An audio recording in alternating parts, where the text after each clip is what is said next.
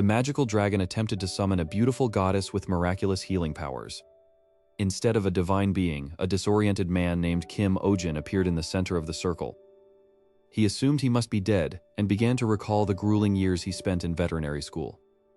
He remembered the 3 years of underpaid work and the struggle to open his own small clinic. A strange sound had pulled him from his bed in the human world right into this hoard of treasure. Convinced he was in hell, he demanded to know why he had been dragged to this place. The dragon explained that it had summoned him specifically to treat its beloved pet. Ojin was shocked when the dragon opened its claws to reveal a tiny sleeping fruit bat named Catlas. Observing the frail, dehydrated creature, Ojin immediately snapped into his professional veterinarian mode. He asked the dragon about the bat's symptoms and how long it had been under its care. The dragon replied that it had owned Catlas for a week, ever since keeping pets became trendy among dragons. Dumbfounded, Ojin lowered his head as he recognized the worst kind of pet owner. He informed the dragon that fruit bats do not drink animal blood and that Catlas was actually starving. The ice dragon admitted it was his first time keeping a bat and felt deeply remorseful. Ojin pointed out that the freezing temperature of the ice cave was fatal for a hibernating bat. Thankful for the help, the dragon offered to grant Ojin a wish as a token of its appreciation. Ojin jokingly asked to be reincarnated as a rich prince or a villainous heir. The dragon gave him a magical pendant capable of granting wishes as long as they weren't fueled by ill intent. Just before vanishing, Ojin quickly wished to return to the early days of Bitcoin. Moments later, he found himself standing in a bustling street filled with people and the aroma of food. A fruit seller noticed his odd attire and explained he was in the Belmore region. Suddenly, chaos erupted as a giant rabbit charged down the street, devouring carrots. Ojin spotted a small girl crying in the rabbit's path and rushed forward to save her. As the rabbit lunged again, Ojin's pendant glowed and a blue magical leash materialized around the creature. Lord Belmore soon arrived, furious to see his beloved pet restrained by a stranger. Ojin snapped that the worst pet owners are those who ignore their pet's dangerous faults. He noticed the rabbit was suffering from extreme stress and overfeeding in crowded places. Shocked and ashamed, Lord Belmore admitted he didn't understand his pet's needs at all. The Lord gave Ojin a pouch of gold coins and asked him to check on the rabbit periodically. Realizing the coins were real, Ojin smiled, thinking he could finally open a new clinic here. He decided to host staff interviews to find an assistant for his burgeoning business. The first candidate, Thomas, spent too much time bragging about his noble family background. The second candidate, Philip, revealed that his family's animal business was actually a butcher shop. Finding normal people in this world seemed to be more challenging than Ojin expected. Suddenly, a young woman named Selena stepped forward and punched a troublesome applicant in the face. Her confidence and composure left a strong impression, leading Ojin to hire her on the spot. The next afternoon, Ojin sat inside his cozy new clinic, basking in the warm sunlight. He celebrated finally getting his first customer, marking his first step toward paying off his debts. He resolved to stay calm and charm money right out of his new clients' wallets. The first patient was a small lizard named Pojak, which seemed like a normal creature for once. Ojin stands in the middle of a crowded medieval market, staring at the strange architecture. He notices the vendors selling exotic fruits that shimmer with faint magical light. Suddenly, a loud thumping sound vibrates through the cobblestone ground.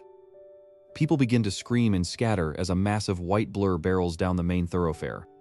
A giant rabbit, the size of a carriage, leaps over a vegetable stall, crushing it instantly. Ojin spots a small girl frozen in the path of the charging beast. He dives forward, grabbing the child and rolling onto the sidewalk just in time. As the rabbit turns to attack again, the dragon's pendant around Ojin's neck begins to pulse with blue light. A shimmering blue magical leash materializes from the pendant and wraps around the rabbit's neck. Ojin pulls the leash taut, forcing the massive creature to a sudden halt. Lord Belmore arrives on the scene, shouting for everyone to stay away from his precious Elizabeth. Ojin confronts the nobleman, pointing out the dangerous behavior of the animal. He walks up to the giant rabbit, ignoring the Lord's protests to examine its fur. Ojin notices that the rabbit has been pulling out its own fur in large patches. He explains to the Lord that this is a sign of extreme stress and overfeeding. Ojin warns that a rabbit's bite could easily crush a human skull if it's not properly cared for. Lord Belmore begins to tear up, admitting that he only wanted Elizabeth to be happy. Ojin provides a set of strict rules for the rabbit's exercise and diet. Impressed by his knowledge, the Lord hands Ojin a heavy pouch filled with gold coins. Ojin bites a coin to verify its authenticity and smiles for the first time.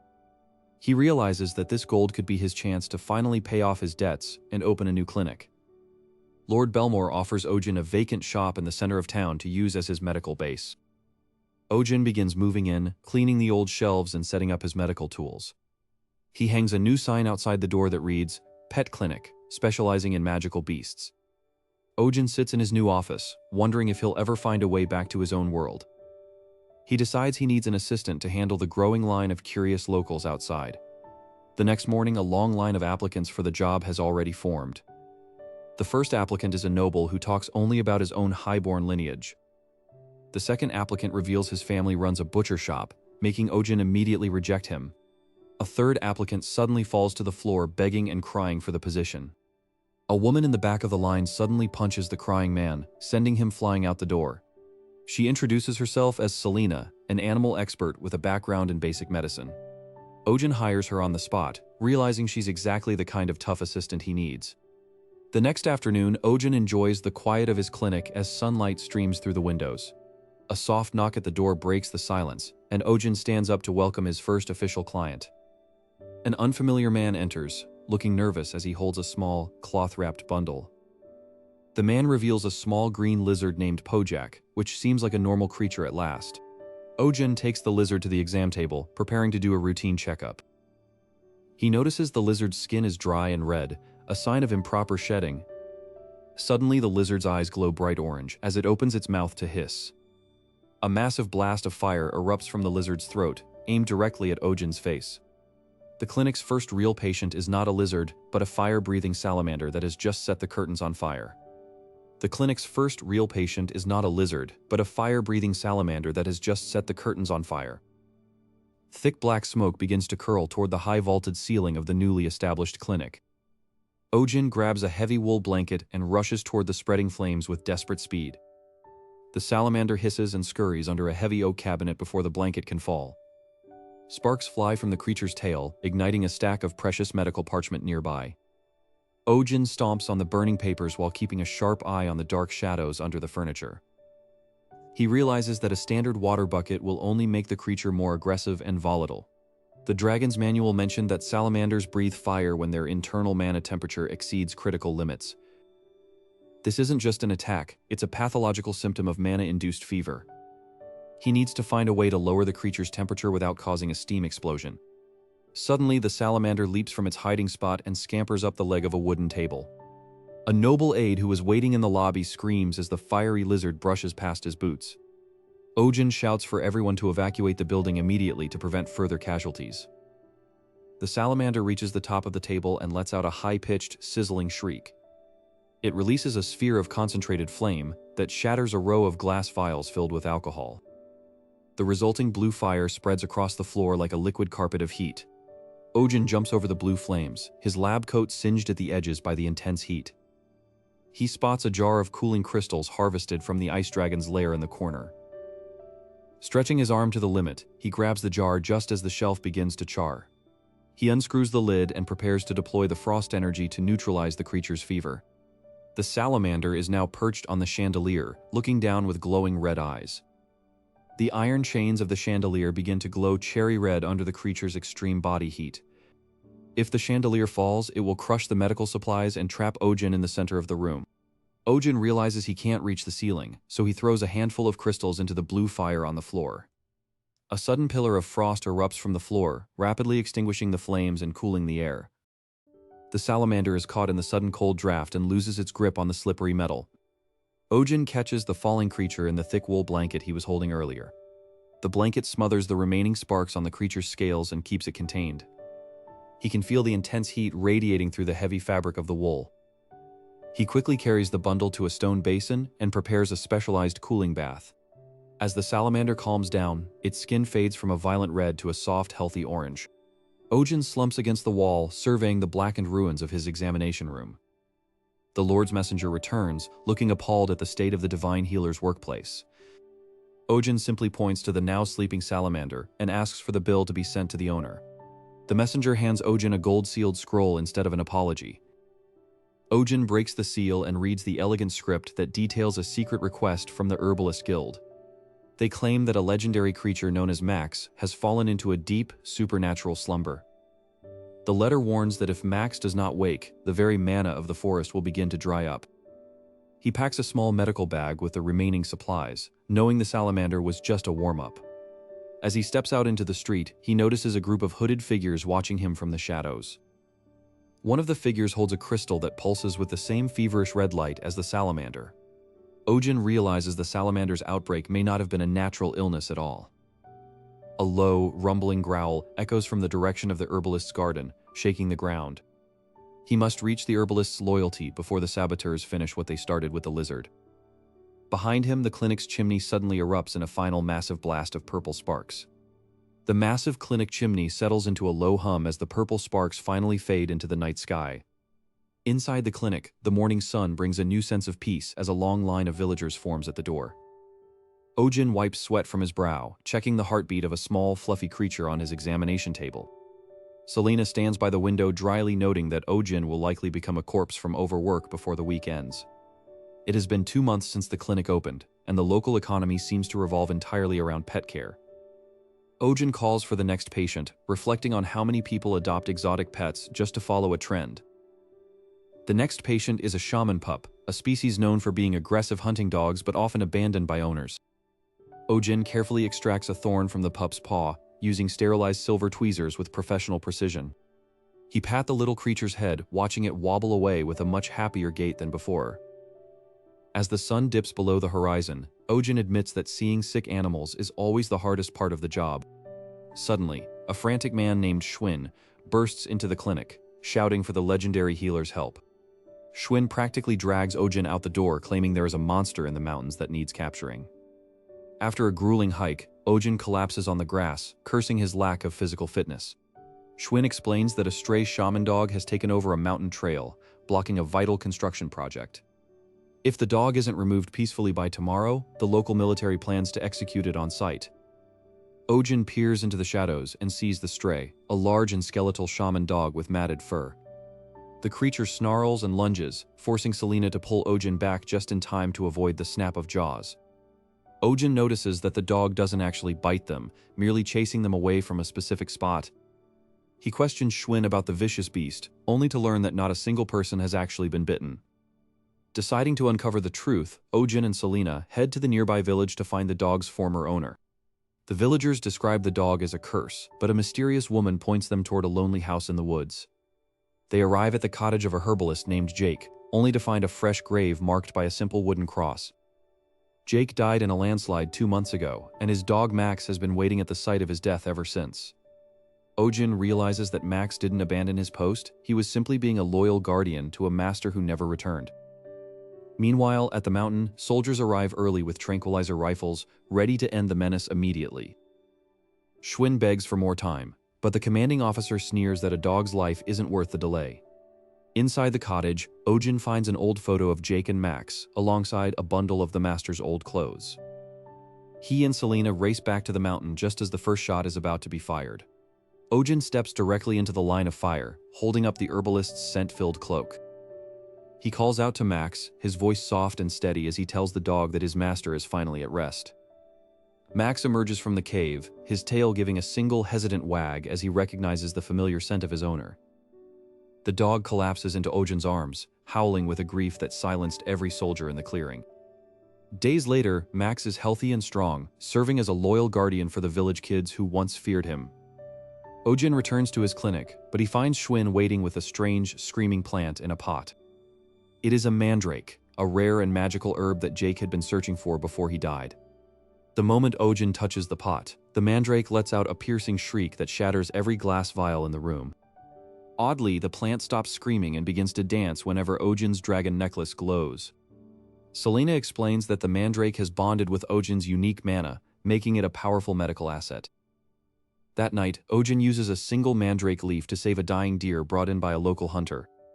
The hunter mentions that the deer was attacked by a beast with eyes like liquid fire, something not natural to these woods. Ojin looks at his glowing necklace, wondering if the dragon's gift is drawing more than just patients to his door. Suddenly, the clinic door is kicked open by a squad of royal guards bearing the crest of Baron Doyle. A knight steps forward, declaring that Ojin's illegal use of high-tier magic herbs has been reported to the crown. Behind them, Ojin spots a man lurking in the shadows, the same pale, tense applicant he rejected weeks ago. Ojin realizes he has been set up, his success attracting enemies far more dangerous than any monster. The lead knight reaches for the glowing dragon pendant, his hand enveloped in a dark, nullifying magic.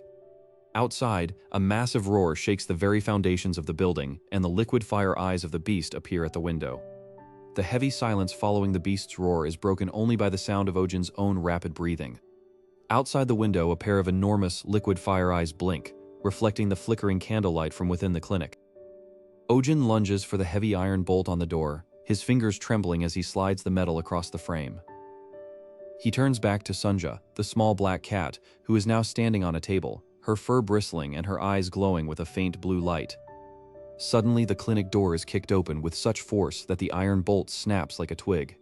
Baron Doyle enters the room, his cape swirling behind him as he is flanked by 4 armored guards. He points a gloved finger at the cat on the table, demanding that Ojin hand over the Plaguebringer immediately. Ojin steps in front of the table, shielding Sunja with his body and narrowing his eyes at the noble.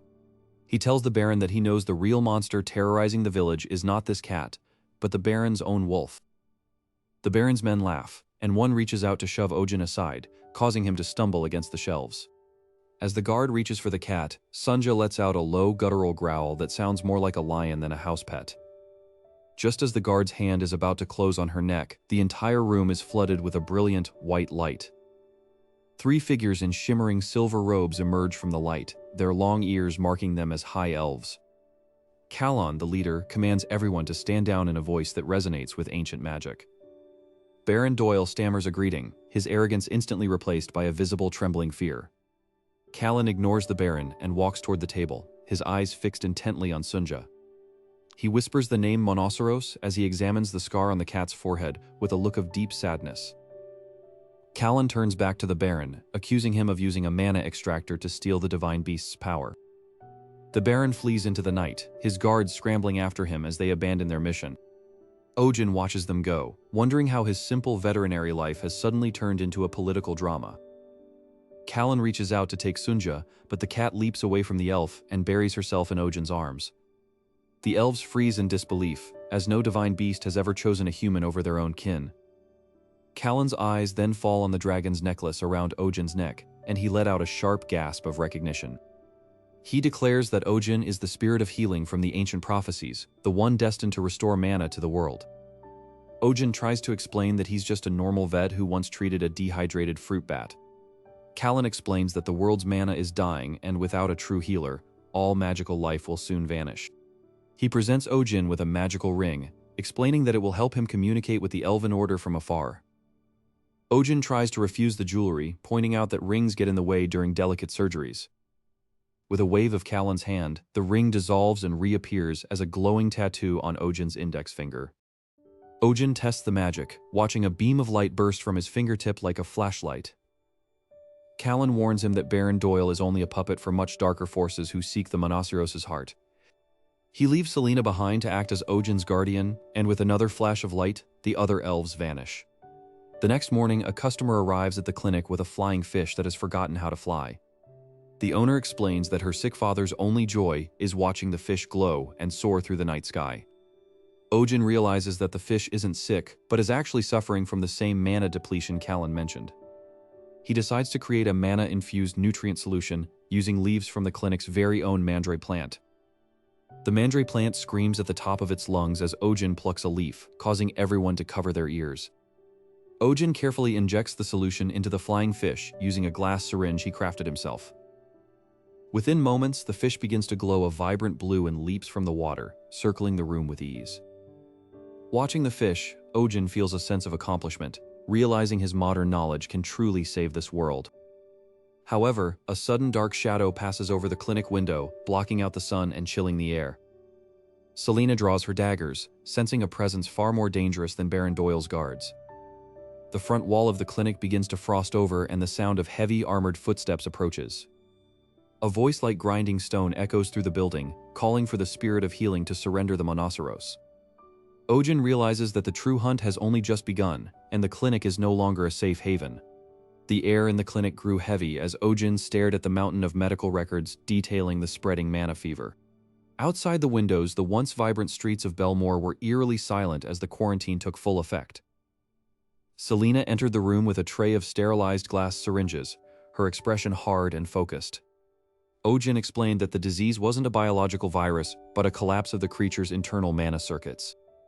Sunja lay on a velvet cushion, her glowing forehead mark pulsing weakly in rhythm with her shallow breaths. Ojin realized that the only way to stabilize the region was to synthesize a vaccine using the mandrake's purified essence.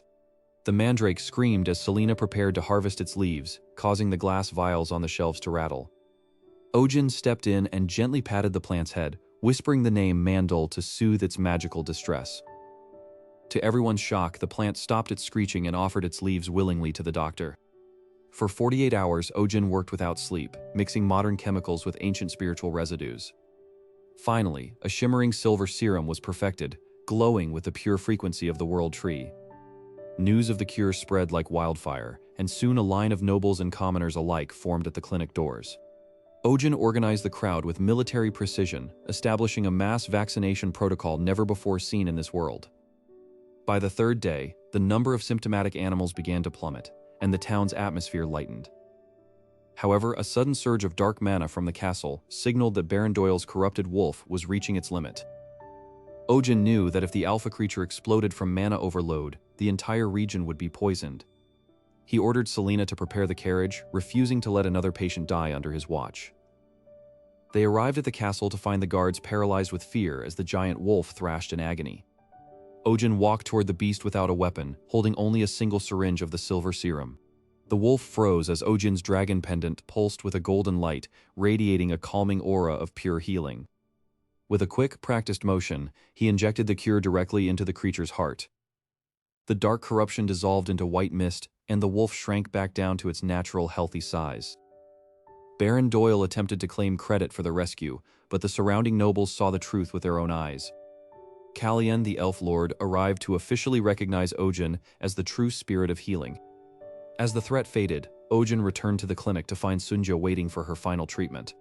He realized that Sunja's shedding wasn't a disease, but the start of her ascension back to her divine form. In a flash of light, the small black cat transformed into a majestic, horned white lion of legend. The divine beast nuzzled Ojin's hand, its mana breath healing the scars of his long medical career. Ojin looked at his reflection in the clinic window and finally saw the hero the world believed him to be. He realized that his purpose wasn't to return home, but to bridge the gap between two worlds through medicine. Selena and Pio stood by his side, ready to continue their work as the realm's first modern medical team. Adrian even arrived to offer his help, his rivalry finally replaced by professional respect. The ice dragon watched from his mountain peak, knowing that the goddess he summoned was exactly who the world needed. Every creature in the land, from the smallest rabbit to the grandest lion, was now under the protection of the divine veterinarian. The children of Belmore played with healthy pets, their laughter echoing through the once darkened streets. Ojin placed his stethoscope around his neck one last time, ready to face the next challenge the world would throw at him. He whispered a small thank you to the dragon for the second chance he had been given. The debt from his past life was forgotten, replaced by a wealth of life and spirit that no gold could measure. Sunja, now back in her cat form for convenience, curled around his neck and purred with the force of 1,000 stars.